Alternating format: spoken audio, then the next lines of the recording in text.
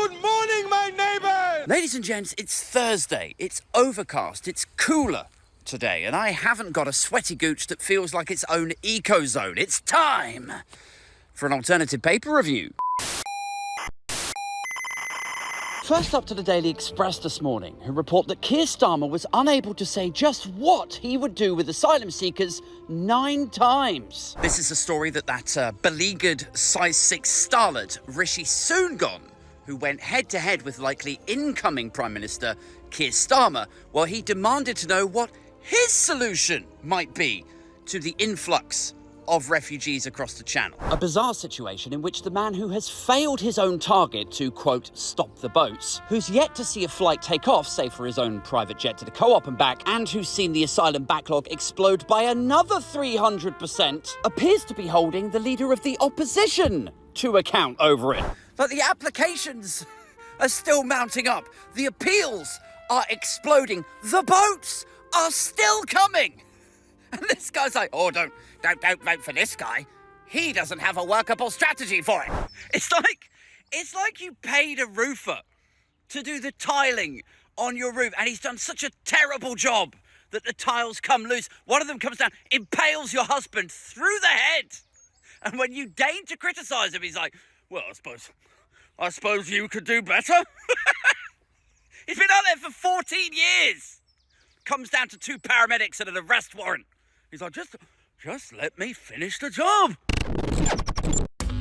Over to the Daily Mail now, who also struggle to keep their dicks limp for the idea of Keir Starmer not having a coherent strategy with which to deal with illegal migration. Sunak slams Starmer for not being able to say how he would deal with fighting age migrants. I mean, I have to say, I don't personally have a problem with welcoming refugees or even high immigration. I think it's something that is essential for the UK economy. But if the 2 main parties do think it's something we need to get a grip of, then the Tories definitely have the edge on Labour when it comes to dispiriting, dismissing, disincentivising refugees from making that trip across the Channel. Because, I don't know if you've noticed or not, but they've worked very hard for the last decade to ensure that Britain is as unattractive a final destination for them as final destination. From the failures of our public services to the successes of our racisms to the bubbling ring of shit that now decorates our coastline. This is how they've chosen to present us to the wider world and to prospective refugees. It's quite clever branding, really, isn't it? I mean, sure, we've had net migration figures of about 700,000 last year. But has anyone been recording how many people rocked up on dinghies, took a look around, winced at the sight and the smell of the shit, and just went, do you know what? I'm all right, mate. Maybe I'll head back.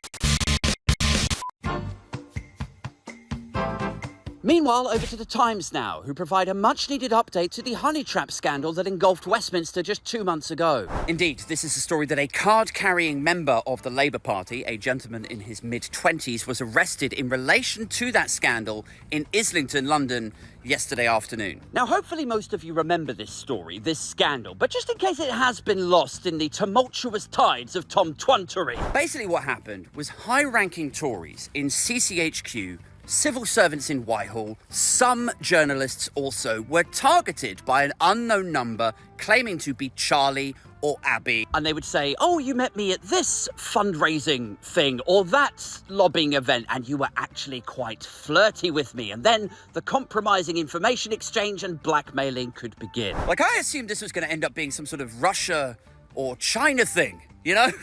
But no, it turns out it could end up just being some fella from the Labour Party, which might sound like a cause for concern, you know? Like, what kind of awful subterfuge are the incoming government into? You know, what kind of centralised dirty tricks campaign might this have been a part of? Whatever happened to just setting out your stall, saying these are my ideas, and then letting the public vote on them accordingly? But I'm personally choosing to look at this like it's a positive, you know?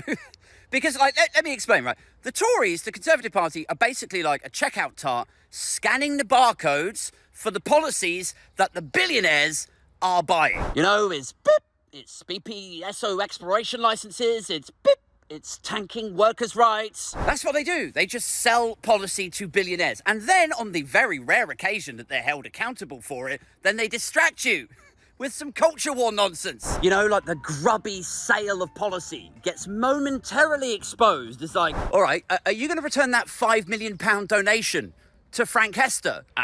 You what? Frank Hester. He gave you 5 million, right? But didn't he also say that he hated Diane Abbott and she makes him want to go out and shoot all black women or something? Oh, come on. It's sounding a bit virtue signalling there. We all hate virtue signalling, don't we? Yeah, we do. We hate virtue signalling. Where's your poppy? Protect the statue. And you're like, oh, God. Can we just talk about the corruption, the grubbiness, the donation, the innate racism to this? And they're like, oh, you virtue signalling lefty woke. I tell you what, if you love black women so much, why don't you invite one to live in your house? Are you like, what? But yes, anyway, I'm choosing to look at this allegedly Labour guy allegedly running the honeytrap thing as a positive. Because in a country where the government of the last 14 years don't appear to have been able to run a ZX Spectrum without losing 100,000 files or messages, I don't know, like the idea that someone from the incoming party might be able to use WhatsApp efficiently. I mean, it's a step in the right direction, isn't it? Anyway, just to be serious for but a moment, the idea that anyone from any party might try to gain information and use it to blackmail somebody from an adversarial party as a means to get their political agenda across. I mean, it sounds like something you would expect to see in a Russian newspaper. Or not published in a Russian newspaper, as the case may be. Rather than an act possibly committed by a card-carrying member of a mainstream British political party. And while I don't condone it, and I fully understand and appreciate how frightening it must have been for the people who got caught up in this, I do question, how dumb do you have to be to take anonymous texts from people you have no recollection of at face value? It's like, oh, I met you months ago, in some cases years ago, but now, inexplicably, all this time later, now suddenly I just need to bang you like a barn door aid. Like, I'll be like, sure. Seems plausible. You know, like, if I was one of these people, these high-ranking Tories, I'd be like, okay, well, this seems totally kosher, totally without plot hole, that I, a high-ranking Tory who struggled to attract anything higher than a 6 when I was in my 20s, when I was age-appropriate, that I should now, at this age, as a plum-cheeked, fat, stuffy, balding Tory, 4-stone overweight with yellow teeth, that they should now be inexplicably banging down my door, begging to suck me off. This makes perfect sense. But the internet and instant messaging are strange places, you know? You never know who you're talking to, who's a sock puppet account, who's catfishing, who's a bot. You know, anyone could walk into one of these unfortunate situations, which is why I've developed my own strategy. I don't know if you've noticed it, but I've worked very hard to make sure I am unambiguously unattractive to everyone. Like, honestly, if a situation arose that was similar to this, but for me, I can promise you, it would go like this. Oh, hi, Aid. I hope you don't mind me DMing. I met you at a lobbying thing a few months ago. You were very drunk. You probably won't remember it. Anyway, could we meet up now and maybe I could suck you off? What? Sorry, what? What's so funny? Sorry. No, nothing. Sorry, who is this? Is this a Nigerian prince or what? No, this is real. I've just suddenly remembered after months that I really want to suck you off. Honestly, if this is a real person and you do legitimately want to suck me off, then I will meet up with you, but to help you. I will take you to therapy. No, don't be like that. I just want to do it, Aid. No, you are traumatized. This is not a normal thing to want. Let's get you to therapy because somebody's done something to you and it's traumatized, and now the bad stuff feels like home.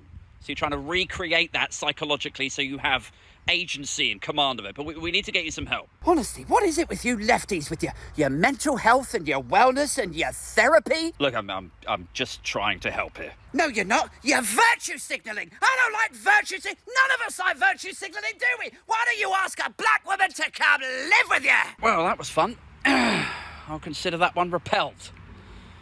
And I didn't even need to cover myself in sewage.